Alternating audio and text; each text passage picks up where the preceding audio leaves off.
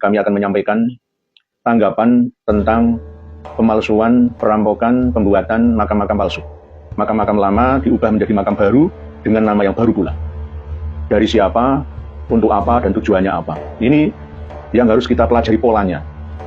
Ini hampir sama seperti orang Israel Yahudi ketika menjajah negara Palestina.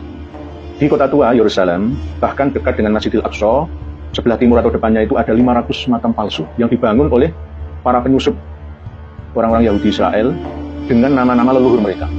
Di sebelah selatan itu ada sekitar 300-an. Jika dihitung secara keseluruhan di kota tua Yerusalem tepi barat, Palestina itu ribuan. Makam-makam buatan palsu nenek moyang mereka para Yahudi Israel.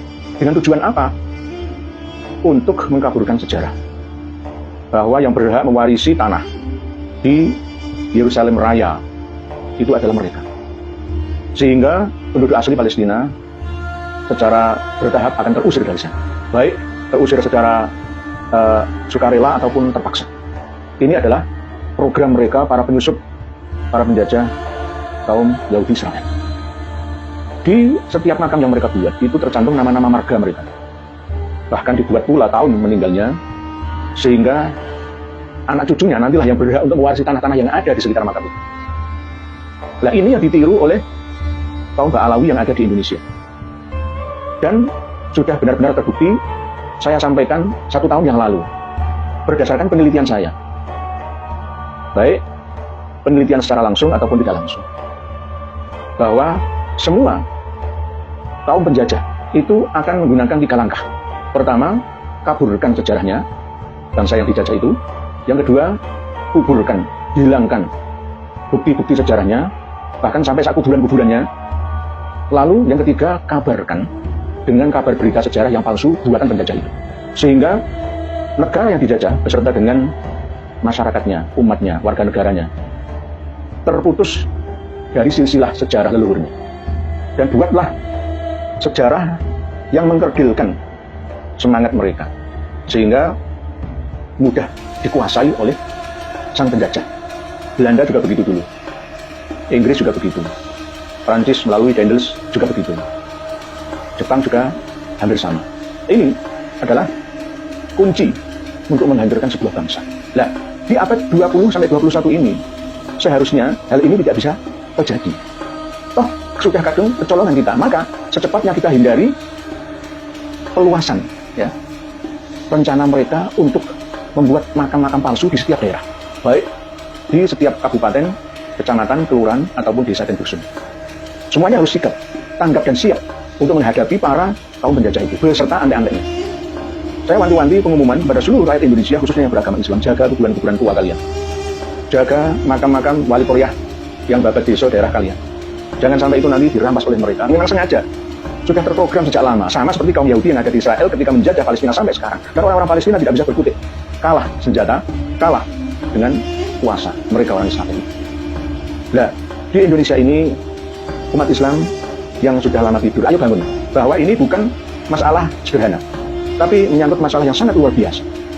Jantung kota tua di Jawa, khususnya di Jawa Tengah, Mataram, Islam, baik yang ada di Yogyakarta Hadiningrat ataupun yang di Purwokerto Hadiningrat, bahkan di Mangkunegaran dan wilayah Paku Alaman, sudah dimasuki oleh mereka. Makam KRT semua Hadiningrat sudah berani mereka masuki untuk dirubah sejarahnya, bahkan dirubah namanya menjadi adiknya Habib Hasan bin Toha bin Yahya menjadi Habib Ahmad bin Hasan bin Toha bin Yahya. Padahal sebenarnya makam aslinya adalah ya di situ itu makam KRT semua Hadiningrat. Bahkan ayahnya KRT semua Hadiningrat pun mau dirubah. Tidak hanya itu, Ki Juru Mertani, bahkan kiageng-kiageng yang lain ya itu juga dirubahnya, dibin Yahyakan, diba'alawikan. Juru Mertani itu orang Jawa asli, masih ada silsilah dengan saya, tapi dirubah menjadi Ala Idrus, diba'alawikan semua. Maunya apa? Tujuannya apa? Ya untuk menjajah kita, untuk menguasai kita. Kalau kita sudah dikuasai, kita sudah tidak bisa berbuat apa-apa. Anak cucu kita juga sampai nanti akan menjadi bangsa yang kerdil, bangsa jongos, bangsa yang rendah. Padahal cita-cita leluhur kita sejak dulu kala itu adalah ingin menjadikan anak cucunya menjadi bangsa yang merdeka sepenuhnya, seutuhnya dari segala macam pengaruh ya yang ingin menguasai kita semua, baik pengaruh finansial, spiritual ya, dan juga pengaruh-pengaruh negatif yang lain yang ingin menundukkan kita menjadi bangsa yang kecil ya, tidak percaya diri, bangsa yang tidak punya peradaban, tidak punya sejarah. Padahal selama ini kita diam saja ini bukan karena tidak tahu, tapi sudah tahu sejak lama, tapi karena kita ini sering mengalah. Ya. Tapi justru dengan mengalahnya kita ini malah ditindas, malah dianggap sebagai bangsa yang jahiliyah, bangsa yang bodoh. Oleh sebab itu, saudara-saudariku semuanya, bangkitlah, bersatulah panjenengan semua, kalian semua, wahai bangsaku, untuk bangkit melawan penjajahan, baik penjajahan yang terlihat ataupun yang tidak terlihat. Kita bangkit melalui para imam atau pemimpin panjenengan, dari lingkungan panjenengan, dari golongan panjenengan sendiri. Yang pasti setiap pejuang yang berasal dari golongan panjenengan sendiri itu akan menghantarkan panjenengan menuju kejayaan, bukan sebaliknya. Kami sudah berjalan hampir 2 tahun ini untuk memerdekakan panjenengan semua. Tapi fakta di lapangan banyak kiai, santri, muhibin yang masih memusuhi kami dengan alasan yang dibuat-buat. Lah, inilah yang perlu kita tanggapi secara serius, bahwa masih banyak kawan-kawan kita ini yang belum sadar, saudara-saudara kita ini yang masih belum bisa memahami siapa jati diri mereka. Lalu tujuan kami mengembalikan jati diri mereka menjadi bangsa yang merdeka, jauh dari aturan kekuasaan bangsa yang mempunyai karakter merusak sejarah. Sehingga apa yang kami lakukan ini wajib, tidak hanya fardu kifayah, tapi fardu ain setiap individu untuk membelanya dan mendukungnya. Karena ini bukan partai, saya bukan partisan, partai politik, murni perjuangan, jangan dijajah oleh bangsa lain. Para pemirsa dan pendengar sekalian, rahimakumullah, kembali ke pola pembuatan makam-makam palsu. Ini jika tidak didukung oleh para kiai hanya diam saja, mencari aman, nyaman, tidak berbicara, menyampaikan kebenaran, maka tugas kami akan semakin berat.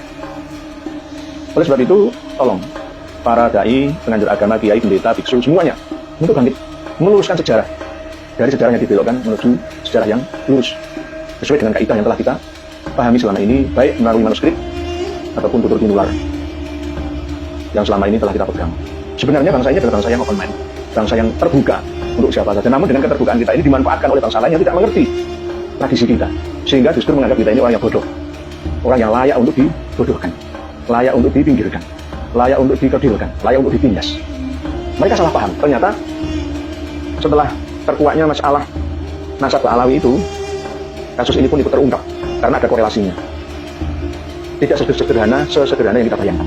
Karena masalah ini saling terkait antara kebohongan satu dengan kebohongan yang lainnya. Pernah saya sampaikan, orang yang terbiasa berbohong itu akan berbohong lagi untuk menutup kebohongan yang pertama kali, dan seterusnya dan seterusnya. Dan benar-benar terbukti sejak nasab palsu terbuka, maka terlihatlah makam palsu di depan mata. Dan nanti akan ada lagi, mungkin sifat palsu, karakter palsu, semua sebab palsu. Itulah yang namanya zaman pembohongan. Kebohongan yang merajalela di mana-mana. Dan itu dilakukan oleh orang yang mengerti agama atau berkedok agama. Hati-hatilah.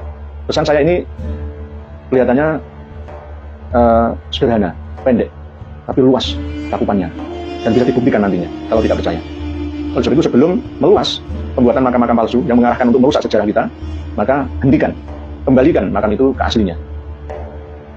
Lawang sekelas Ki Juru Mertani, Patih Mandoroko, Mataram Islam, ya, pertama kali Panembahan Senopati sebagai raja, patihnya Patih Mandoroko Juru Mertani bisa dirubah. Pangeran Diponegoro di Bin Yahya kan, ART Semodiningrat di Bin Yahya kan, Juru Mertani di Al Aidrus kan, nanti yang Solo di Asegaf kan, kurang apa? Cukupkah apa yang saya sampaikan ini? Perlu bukti lagi? Banyak, ada ratusan yang ada dalam file kami tentang makam-makam palsu itu, buatan para kaum Alawi, dengan tujuan untuk mengelabui, menipu kita semua ini. Demikian wasiat kami, semoga bisa dipahami dan dimengerti. Sekali lagi, di Indonesia ada makam-makam palsu buatan kaum Alawi untuk mengkaburkan sejarah, mengkuburkan bukti sejarah, dan mengkabarkan sejarah dengan kabar palsu versi mereka, kaum Alawi itu, dan memutuskan kita dengan leluhur kita, supaya kita menjadi bangsa yang tak berdaya di hadapan mereka. Buktinya juga di Yerusalem, kota tua, dekat Masjidil Aqsa dan sekitarnya di tepi barat Palestina. Ribuan makam sudah dicipta oleh kaum Yahudi di sana untuk mengakui bahwa tanah nenek moyangnya ada di sana, dan mereka akhirnya berhak untuk mewarisi tanah leluhurnya itu, tanah perjanjian Tuhan. Demikian, wallahu a'lamu bishawab. Akhirul kalam, wassalamualaikum warahmatullahi wabarakatuh.